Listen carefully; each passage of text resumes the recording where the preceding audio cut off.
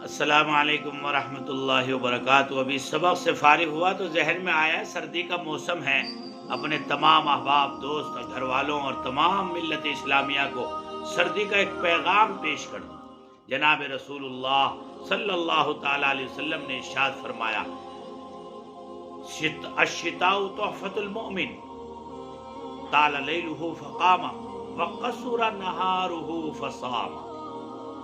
سردی موسم کے لیے، سردی کا موسم انسانیت کے لیے تحفہ ہے، بالخصوص مسلمانوں کے لیے عظیم تحفہ ہے۔ دن مختصر ہوتا ہے، روزہ رکھنا آسان، ٹھنڈا دن ہوتا ہے، محسوس بھی نہیں ہوگا، اور رات لمبی ہوتی ہے۔ اس لیے تہجد پڑھنا، نوافل پڑھنا، گڑ گڑانا، صلاۃ التوبہ پڑھنا، اللہ کے سامنے کھڑا ہو کر اپنی زندگی کو آخرت کے قابل بنانے کے لیے یہ قیمتی رات ہے۔ اللہ کے واسطے اس کا اہتمام کیجئے۔ دنیا میں ایک ہی بار آنا ہے، بار بار نہیں آنا۔ اس نعمت کی، سردی کے موسم کی قدر کیجئے۔